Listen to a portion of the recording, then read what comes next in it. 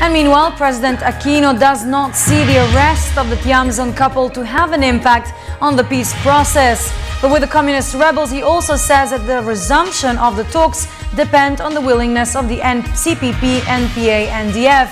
This report. President Aquino downplayed the threats of the CPP-NPA of retaliatory attacks against government forces following the arrest of Benito Tiamzon and his wife Wilma Austria. The attacks have not ceased. So, what are they saying? For them, it's business as usual, I guess. The top-ranking officials of the communist group were arrested in Cebu last weekend.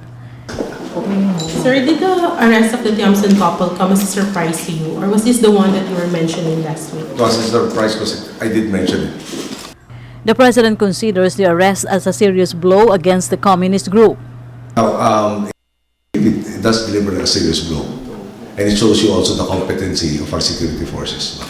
Yung Mrs. Tiamzon, I understand, escaped jail in 89, was set free in 94. And when they were arrested, the report that I read in the papers says talks of hand grenades and pistols being in their possession. Something which normally does not occupy the belongings of a peace negotiator.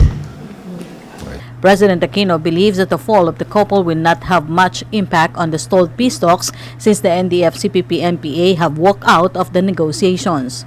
They walked out of the CPP, NPA, NDF walked out of the peace talks, if you remember correctly. Does it have an impact? I don't think so. It really depends on their willingness to go back to the bargaining table. The government earlier expressed doubts on the sincerity of the communist group to return to the negotiating table, but the president assured the government focuses on addressing the main cause of insurgency in the country. We have to deal with the root causes of the problem. And of course, that's why we're focused on empowering our people, especially in trying to move them out of poverty in the various interventions that we've been doing, from education to health, to livelihood, to disaster preparedness, and so on and so forth.